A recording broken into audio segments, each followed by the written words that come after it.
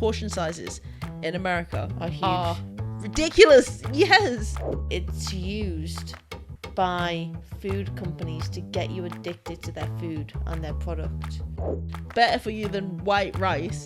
It's better for you than brown rice because of what they're now doing to the brown rice. Do you know why they started putting fluoride in the water? No.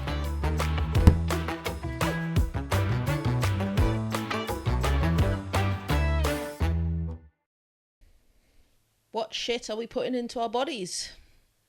I'm Garcia. And I'm Izzy. And welcome to Informally Informed. So today we're going to talk about food quality and what's going on with food in the UK compared to America and Europe. So I looked around things that happen in the UK and why our food quality has shifted so much, because I've noticed that the food quality has shifted. Have you? Yeah. So this was brought about because I was talking to our American friend, and he brought up how he's noticed that in the UK, healthy things are cheap compared to in America. No, healthy things are cheap. In America, it's cheaper to just go to the local gas station and get something. Yeah. And we found this when we were in America the last time we were there together. But I found this every time I've been to America on my own, I've just not eaten. Even in New York, I just stopped eating. Everything's sweet. Everything has sugar in it. Everything tastes like cake. All the bread tastes like cake. And I noticed that it's very difficult to find a salad. Yeah. I mean, we drove, I want to say halfway across America, but that wasn't the case at all. We just did a mini road trip.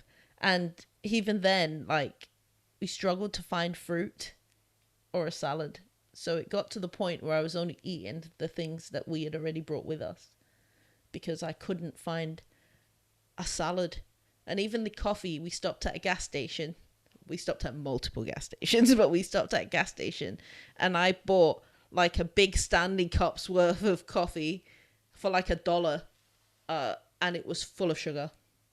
And I really struggled with this. The coffee? The coffee was already sweetened. It was already sweetened? Already sweetened.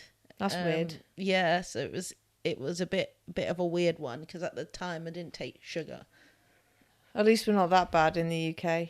No, we don't really add. So I understand to an extent why people come here from the US and say they don't like the food. They think the food is bland. What they mean is it's not sweet and it's not got additional salt in it. You can add salt to it, but your food doesn't come salted. This is it. I think a lot of people, when they eat certain foods, their taste buds adapt to it. So if you put 2 sugars in a cup of tea and then up that to 4 sugars, after a couple of weeks, it's going to taste like you've got 2 sugars in it.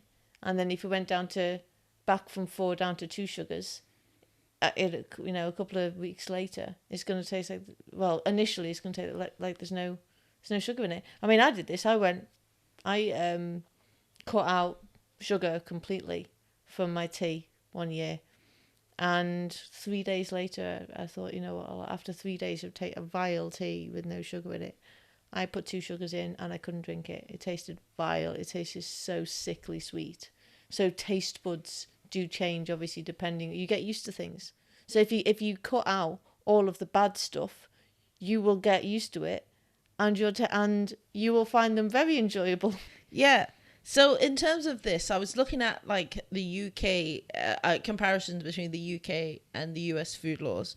So obviously in the UK, because we were aligned with the EU, we have stricter food safety laws than the US does. Yeah. We have certain banned additives such as artificial dyes, yellow 5, red 40 in kids' foods, brominated vegetable oil, and some preservatives are restricted. Now, I'm surprised because when I did my research on this, I expected the blue dyes to come up, the E ones, and it never came up. I couldn't see it anywhere. I wonder if it's just not banned anymore.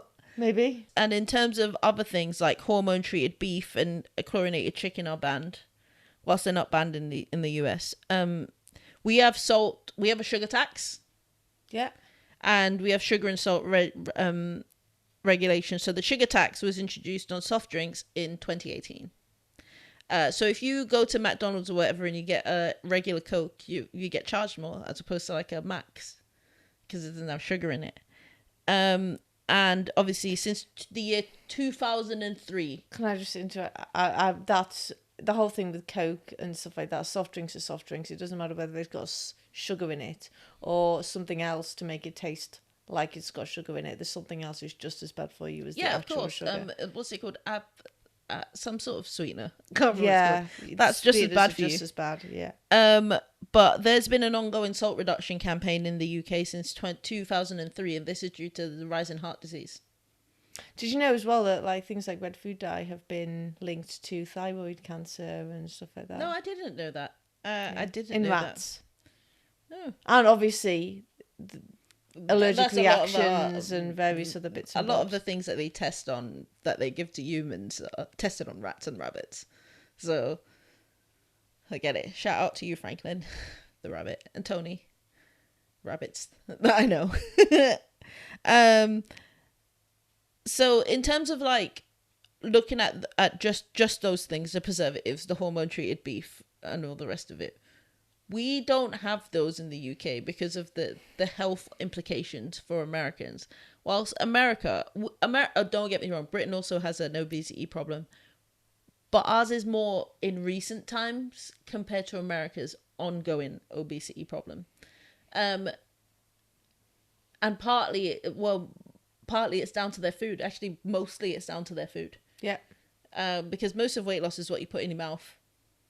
Yeah. And, you know, they don't have as much of a walking culture that we've got, etc. Yeah, of course. You drive everywhere. They've also got looser food safety and additives regulations. So hormone-treated beef, like I just said, and milk are common. Chlorinated chicken and certain food dyes, which are banned in the UK, are widely used in America. And FDA, so what are they called? Federal, whatever.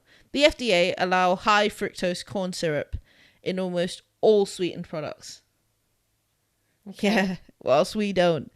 And there's no sugar tax, and the labeling is less intuitive. So they don't have to put things. That's the thing, is the labeling. I came across that, yeah. They don't have to put everything on what's in the food. Whilst we do, we have to. So in terms of the UK and the food labeling, we've got a traffic light system for fat, sugar, salt, which is widely used. And calorie labeling is mandatory in large restaurants and cafes. They don't have that in America.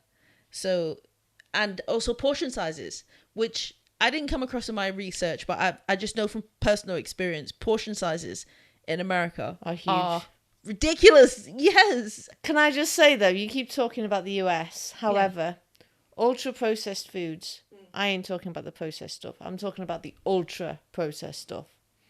Account for 57% of adults and 66% of adolescents' daily calories in the UK. So over half of people in the UK are just eating ultra-processed food, which increases obesity, heart disease, cancer, affects brain development, affects your mental well-being. But also, I mean, I look at it's highly, highly addictive. True. But I look at the same rates. Okay, so I've got the direct comparisons. So in the United States, the obesity rate is 42% in adults. In the UK, it's 28% of adults. In America, type 2 diabetes is prevalent in 11% of the country, and in adults. And for us, it's 6 to 7. Heart disease, which was mentioned just then, it's a leading cause of death and strongly diet related in America. In the UK, it's the leading cause of death, but it at rates lower than in the US. And life expectancy. In America, it's 77 years and falling in some states. And for us, it's 81 years and rising. So in terms of like you said, there's a lot more things that go into it than just diet. But diet, what you put in your mouth, it directly affects what happens in your body. Yeah. But it's also cheaper to buy ultra processed foods in America, or processed foods generally, than it is in the UK. It's cheaper. Yes, indeed it is. But obviously I live in the UK, so it's not very expensive really to buy a microwave meal in the UK. I have It no really idea how much a isn't. microwave meal is. It's I I cook. mean, I cook. I honestly can't remember the last time I bought a microwave meal. I do buy occasionally, like once, like Oh every no, do two you know or what? I hang- say that, but I did buy some noodles recently. Go on. maybe like once every 2 months or something like that. I'll get myself an oven pizza, pepperoni pizza, but it's very rare. I cook all my own stuff. I mean, I find it cheaper to cook my own stuff than I do to buy microwave meals. Although sometimes I look at that and I think, it's going to cost me a tenner to buy 20 quid to buy all the ingredients. And yeah, I can bulk cook and it'll cost me a month. Or I can, it'll last me a month, or I can just spend 3 quid on that right there. I mean, I never do, but you can understand why people do it. And depending on the fruit you get, it's not always the cheapest. True. However, I think I made this argument the other week when we were discussing this because I was talking about the wonky fruits in a lot of the supermarkets now. Because I went to Aldi actually recently. I don't shop every month for food either. I shop like every 2 to 3 months because I cook.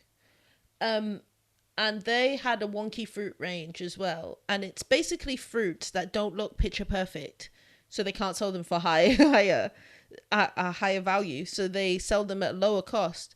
I paid like 50p for a punnet of peaches. So That's decent.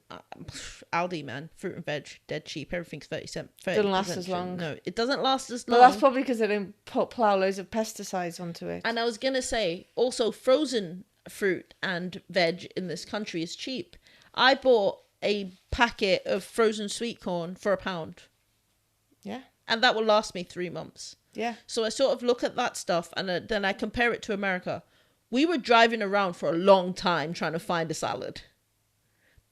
Even like, it's funny. I remember nothing. I remember hardly anything. But I remember that trip of us being in Nashville, me buying a burger, thinking, all right, it's fine because it's not going to be sweet. It's a savory burger. Only, I think I had like 2 bites out of it and then said I couldn't eat it anymore because it was too sweet. Everything has sugar in it. Everything. Yeah. So I've done a big section on sugar and all that it does. I don't think I need to recount everything that it does, apart from it's highly addictive, increases the cravings, causes all sorts of problems, and diabetes is just a freaking surface. And not to mention what it does to your brain function, all that kind of stuff. And it's used by food companies to get you addicted to their food and their product. And it's practically it's in anything that says low fat on it has ridiculous amounts of sugar in it, because there was this debate back in like the 70s or something like that. What's worse for you, sugar or fat? And fat won. So that everything suddenly became low fat, low fat. Big sugar one. But it should have been sugar's worse for you. Sugar is far worse for you. And I went into a lot of other stuff as well in terms of the things that they're doing with the food that they never used to. Just look at white rice and pasta. It's processed. It's had all the brands and the germ removed. It's leaving effectively mainly starch. It's low in fibre, vitamins, minerals.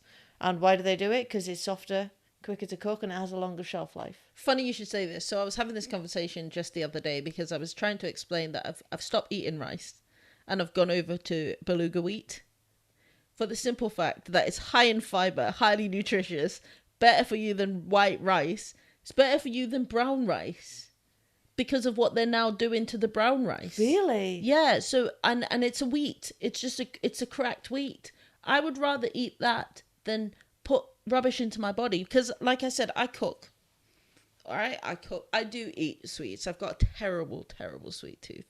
You know I do. You all know I do. Every time you tell me that you eat healthily, I'm always looking at you being like in my head, no, you don't. It's you the sweets. try and convince yourself you do, honey, but you really don't. Do you know what the joke of it is? I do, except for the sweets. I But eat that still healthy means meals. that you don't. Listen, Judgy. I eat healthy meals, but I also will then just eat sweets. I've got terrible sweet tooth.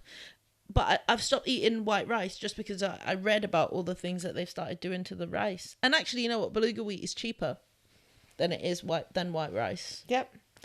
I've done also a massive section on microplastics, and they found in 2018 93% of samples from water bottle brands contained microplastic. And the average person, this was an Australian study, you've probably heard this, it went viral, consumes a credit card a week in plastic. I don't know if you've heard that. Mm-hmm. Yeah.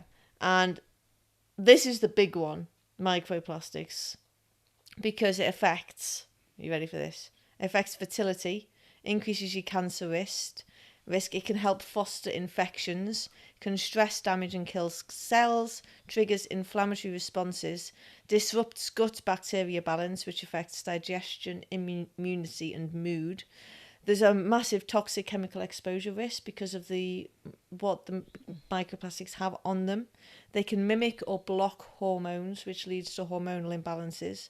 It can lead to DNA damage, and it can also cross the blood-brain barrier. So they've been finding microplastics in people's brains effectively when they're doing like postmortems and stuff like that. It's they're everywhere. They can be absorbed through the skin. If you're not dusting your house, you can breathe them in. Oh, you said about the clothes. It's freaking huge, and that's the big one for me is the microplastics, because I typed into like ChatGPT all the how bad is this for you? How bad is that for you? ChatGPT is, a little bit biased and will tell you what the government wants you to know. But with microplastics, it was just like, don't do it, shit. It was the whole thing. And I did I even Googled things not to do. And the main thing on the list was never microwave food in plastic containers. And I'm sat there going, oops. I also microwave food in plastic containers. They have, so use filtered tap water because it's in the tap water. It's a whole thing. Avoid non-stick cookware. Choose fresh, unpackaged produce when possible, obviously. Avoid tea bags with plastic because they spray plastic on the tea bags so they don't split when you pour the water on. And then they were talking about use solid shampoo and soap bars, use wooden hairbrush. I mean, the list went on and on and on. Use HEPA filters, which you can basically put in your house to suck up all like the dust, and it was a whole thing. And then there was a big section on how to detox. They're doing a therapeutic pharmacist in America now for microplastics, where they take your blood out, filter it, and put it back in. Oh wow! Oh yeah. Okay. The other thing that I had on the list that somebody told me that I needed to mention was the fluoride in the water. And so apparently they only add fluoride to the water in certain areas in the UK. Mainly the Midlands and the London. Northeast. Oh, I thought London. Because of all the stuff that's happened with the Thames recently. It's the Midlands and Northeast, Newcastle. Do you know why they started putting fluoride in the water? No. Because they noticed that fluoride in the water, people's teeth health was better in those areas. They were less likely to go to the dentist, all that sort of stuff. Because fluoride's in toothpaste. Yeah. So, yeah. So high levels of fluoride affect thyroid function, can decrease IQ, increase levels of arthritis, bone cancer, neurodevelopment, but obviously it prevents tooth decay. RFK wants to ban it, so this is more of an American thing than it is in the UK, because in the US they started adding it to the water in the 60s. But everyone's saying, well, low levels, it's not toxic, but at high levels, it is toxic. And my arguments, well, if it's toxic at high levels... And you consume water. And you consume, then surely it's going to be... It might not be as toxic, but anything that says consume in small quantities due to toxicity, I would argue is not a good thing.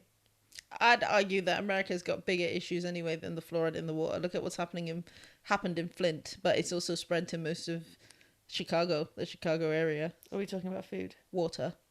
Yeah. What happened in Flint? There's high levels of iron and chemicals in the water that's coming from certain plants in Flint in Michigan, which is killing people. Loads of cancer that's been formed from this. There was a whole thing but I didn't do my research on what happened in Flint, Michigan. But if you know, please feel free to comment and inform me. Inform me. But yeah, that's what's happened. So Erin Brockovich. Yeah. Yeah. So in summary, then, I think it is incredibly difficult in today's day and age to eat healthily, especially when it comes to things like microplastics and added sugar, everything. Like, pretty much like all beverages have sugar in it. It's like to the point of ridiculousness. But here's my question. Like, what's more important if not your own health? People care more about, in Coronation Street than taking the time. But it comes back to the whole, people are like lightning, path of least resistance. Anyway, that's everything I've got. So yeah. Yeah, me too. Better invest in those loose leaf teas. Yeah. All right, join us next time. See you in the next one. Let us know if you agree or disagree with any of our views. That's the point of the conversation. Join in. Don't forget to like, subscribe, and hit that notification bell.